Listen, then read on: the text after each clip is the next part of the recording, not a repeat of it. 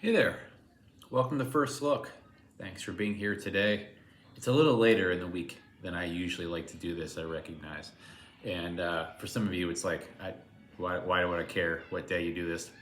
And for us, I feel like, there's like, we have a thing. You have a routine. Monday, Tuesday, Wednesday is like, it's throwing you off. But it's throwing me off.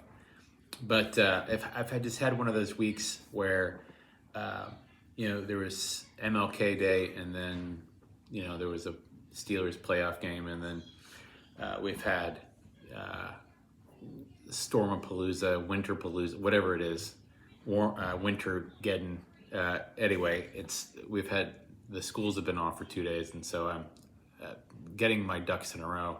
I don't know how people do this and work at home. I honestly don't. It's insanity. So many news stations or whether it's sports or news or whatever it happens to be, so many people um, give interviews from home. And famously, there was one a couple of years ago where some guy was on the news and his little toddler came in, and somebody was trying to wrangle the kid and get him out of there. Well, because this guy was on some news program, I don't remember what it was. And that kind of went viral for 15 minutes. And the more I'm here, the more I can't believe that doesn't happen all the time. I mean, constantly, all the time, to the point where it's like, it's just because it feels incredible. I guess these people just, I don't know how to do it. Anyway, you would expect it to happen more often, but I'm excited to be doing this with you, and to be doing this next coming week. Um, we're kind of we're in that place where we're celebrating the ordinary, i.e., it's ordinary time. And in this period of time between January and the middle of February, which will be here before you know it, I'm doing intentionally, I'm looking at a lot of Old Testament passages from a kind of incarnation slant. Like, what does the incarnation mean? We celebrate it, during, or we think about it, we anticipate it, we reflect upon it. But I really wanted to kind of dive in a little bit deeper into the experience of incarnation. And I think one of those main experiences, which I'm borrowing, I guess, from the Epiphany story and concept, is that of wisdom and discernment. And last week, we talked a little bit about the story of Samuel, and looking at how that story has to do, like, part of discernment is a kind of accountability.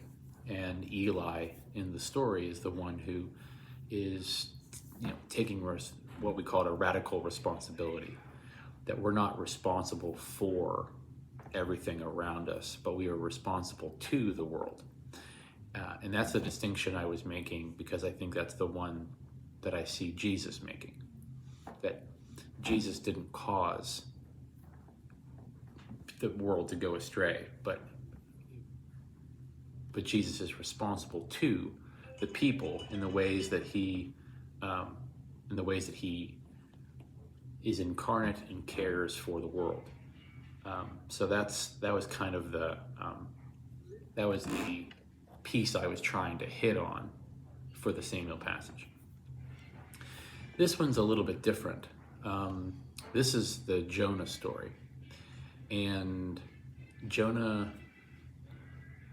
I think Jonah is another one of those people that we tend to look at through a very particular type of lens. And some of that is warranted for sure, but it's, I'm always fascinated by the attempt to try to look at his story differently, to look at the character of Jonah differently. And I think that we're going to be focused this week on chapter 3. So really most of chapter 3. But I think, obviously we can't look at that particular chapter without understanding the whole of Jonah's story. So I'm gonna flip to chapter 3 here.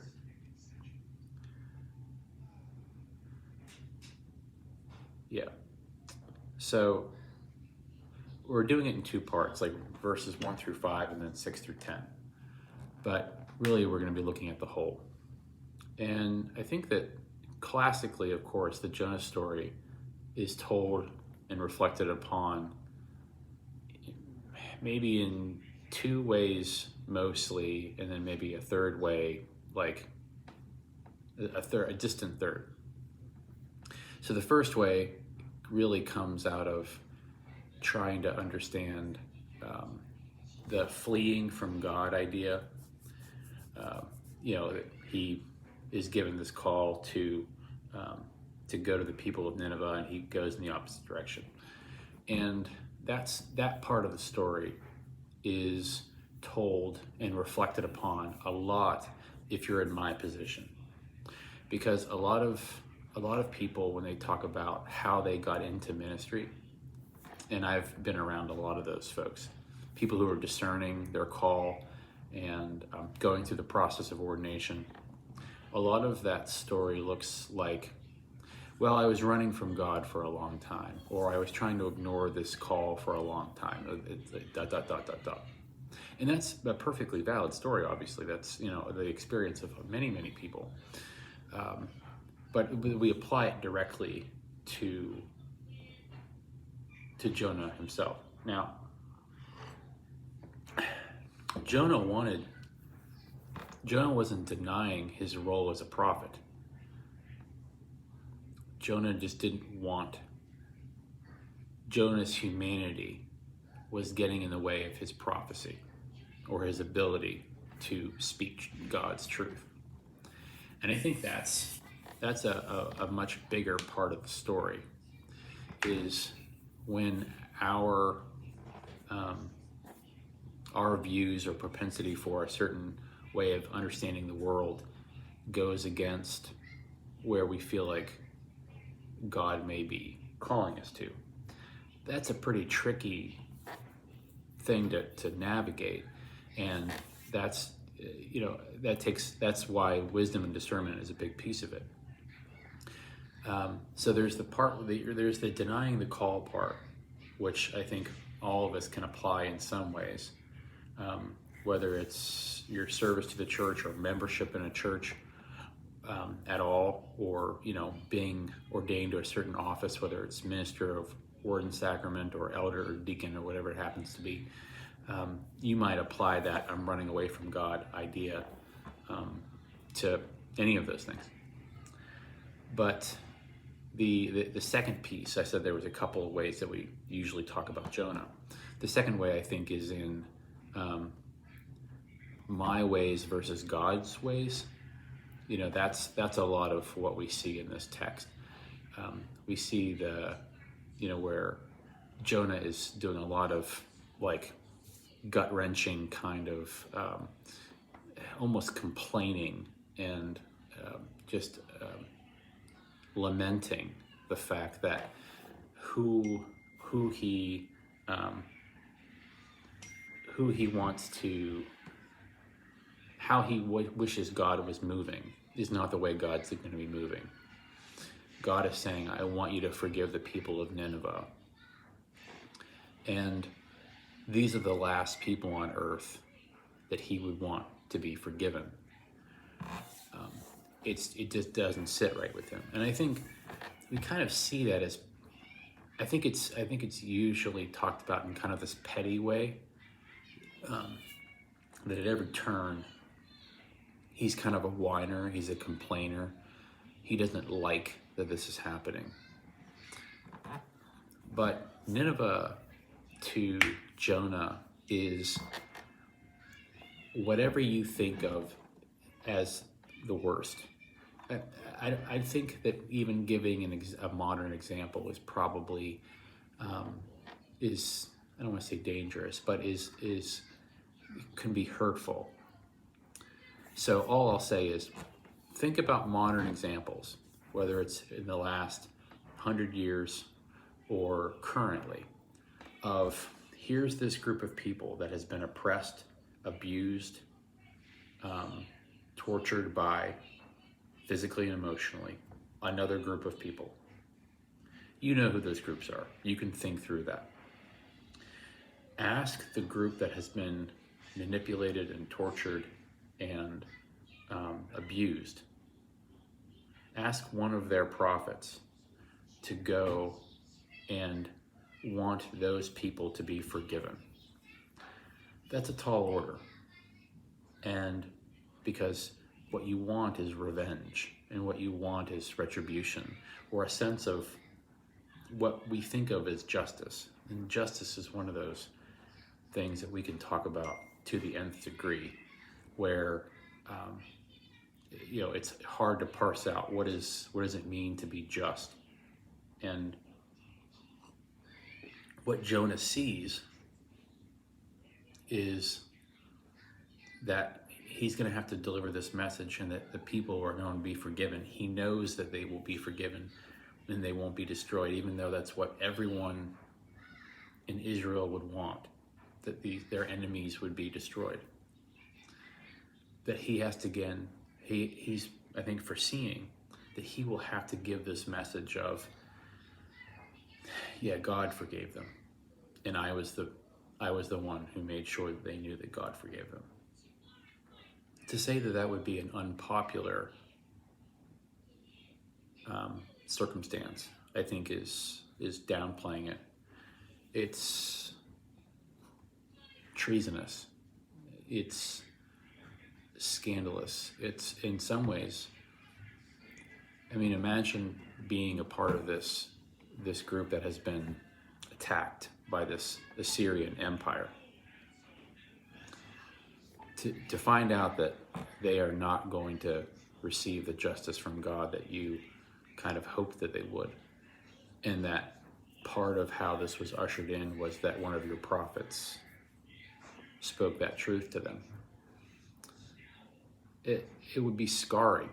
It would be traumatizing in some way. And I think that's the element of the story that we don't really hit on. Now, not that Jonah isn't supposed to be an example of how our own wants and needs can get in the way of the greater good. If we step back from it for a moment, we would want peace for everyone. We would want safety and life for everyone. Thinking about it objectively or in a kind of a neutral kind of a way, hasn't enough blood already been shed. But I don't care if you're thinking about it as Americans or Christians or just human beings. We understand the need for retribution, and Israel wasn't going to receive that. And as a representative of the Israelites, Jonah was angry and distraught. I think the third thing that we see in Jonah that's most often the perspective that we get is him sitting in the belly of the whale. And that moment of dark night of the soul kind of reflection, is, first of all, in that setting, like literally in a whale, or in a fish, I'm sorry. That's overwhelming just to think about on its own, but it represents, of course, this dark night of the soul and contemplation, and you start to think about people like Jacob, who was wrestling with God, like a scene like that, or even Jesus in the wilderness, the temptation of Jesus, start to kind of think about images like that. And so that image, I think, is pretty prevalent whenever we think about this story. So those three, I think, are running from God, wrestling with the idea of what God will do, our need for justice and retribution, and then that kind of dark night in the dark night of the soul, reflection. I think it's probably the three things we think about when it comes to Jonah. This third chapter is all about conversion. And I'm not sure exactly where I want to take the sermon for Sunday, but again, I'm going to try to see it through the lens of what does the incarnation of Jesus mean for us? So think about that as we read. All right. Starting in verse 1. The word of the Lord came to Jonah a second time, saying, "Get up and go to Nineveh, the great city, and proclaim to it the message that I will tell you."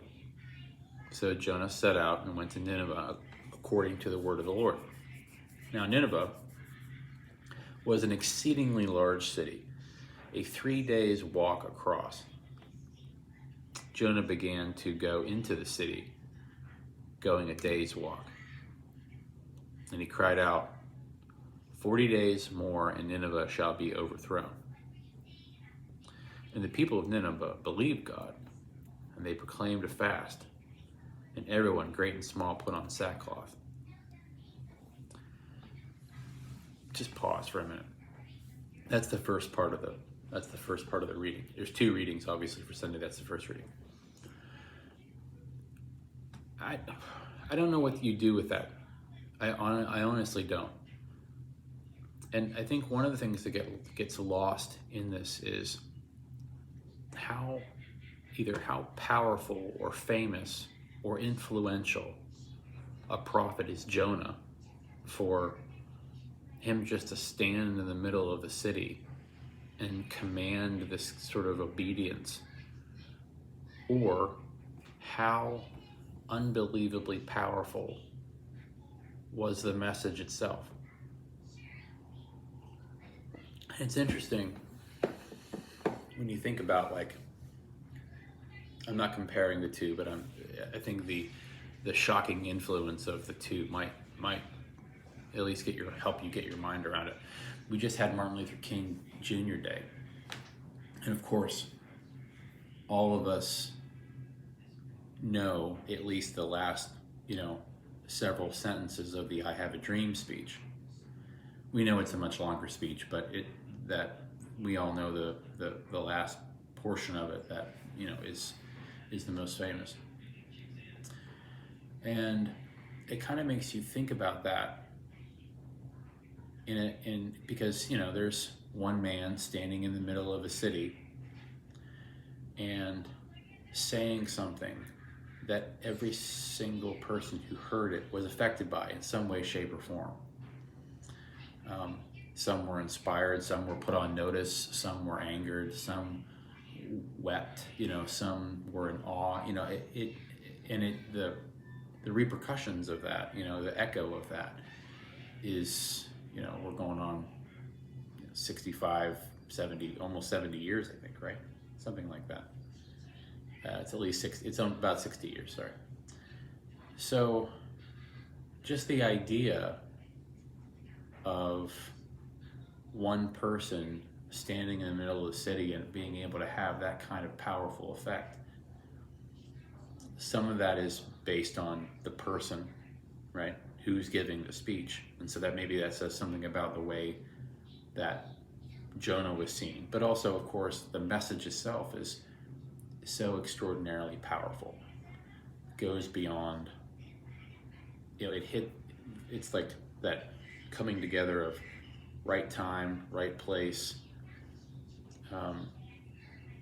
right audience, the temperature of what's happening. All of that has to come into place for that to be the reaction. And the people of Nineveh believed God, and they proclaimed a fast, and everyone, great and small, put on sackcloth. That's an literally unbelievable kind of reaction. And so I think part of what gets lost is either the power of Jonah's prophetic capabilities coupled with the exact right message at the exact right time that comes together in a world-changing event. And that's what I think you see in Nineveh. So let's 6 through 10. When the news reached the king of Nineveh, he rose from his throne, removed his robe, covered himself with sackcloth, and sat in ashes. Then he had a proclamation made in Nineveh. By the decree of the king and his nobles, no human being or animal, no herd or flock shall taste anything. They shall not feed, nor shall they drink water. Human beings and animals shall be covered with sackcloth, and they shall cry mightily to God. And all shall turn from their evil ways and from their violence that is in their hands. Who knows? God may relent and change his mind, so he may turn from his fierce anger, so that we do not perish. When God saw what they did, how they turned from their evil ways, God changed his mind about the calamity that he had said he would bring upon them, and he did not do it.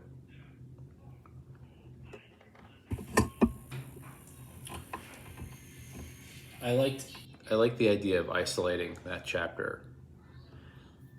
I think because it puts a little bit more emphasis on the people of Nineveh themselves, which I think is maybe a part of what gets lost. I said what I think is we usually focus on Jonah himself, and that obviously makes sense. The book is called Jonah.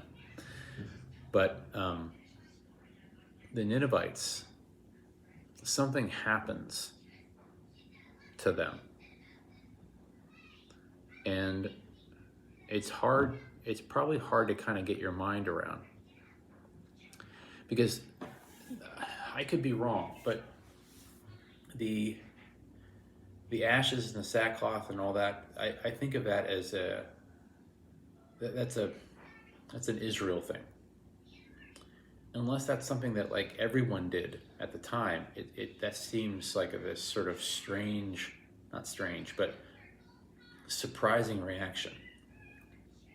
That this repentance and this lament is going to be expressed in a way that Israel could understand, or maybe the God of Israel could understand. And maybe that's where the wisdom is that for the Ninevites and the king of Nineveh, they saw, hey, if we're going to ask for forgiveness from the God of Israel, we should do what the people of Israel do whenever they are repenting. And I think that's maybe the piece of it that gets a little lost, that incarnation is, God on earth, that incarnation moment, experiencing that.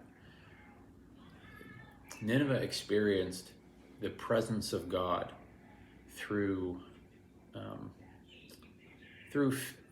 fear and repentance, certainly, but also that they felt like their collective actions could make a difference in their future. That they hear the right message at the right time in the right moment, and they respond collectively, right?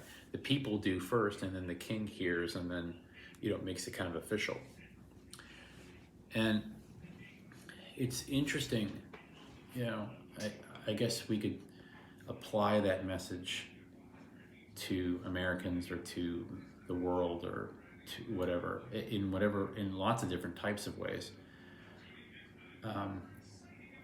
But the first example that came to my mind was, what if we had that kind of collective response to the environment, let's say?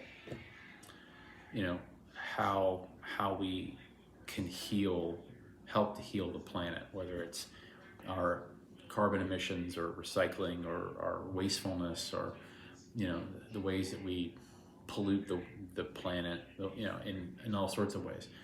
If we all just somehow were able to hear a message about that, and we all said collectively, maybe if we do this now, maybe if we all turn and do what we should do, maybe things will turn around. No guarantees, but maybe they will. But it's worth trying. We are worth trying.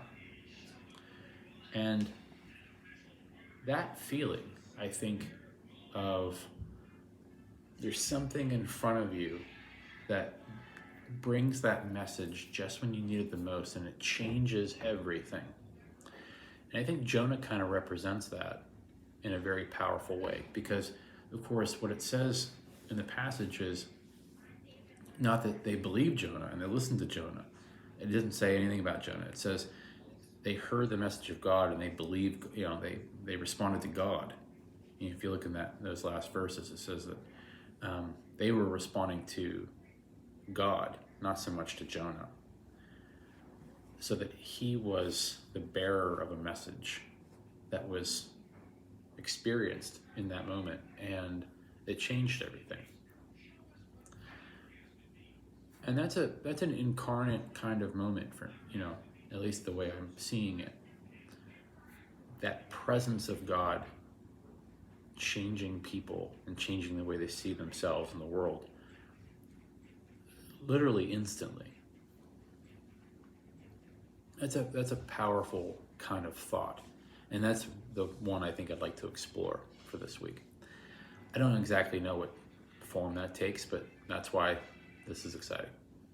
So anyway, that's what I have for this week. That's what I was thinking about. That's what I'm, just right in front of you. So I appreciate you doing that with me a day or two late, but I hope that you get a chance to spend a little time in Jonah and think about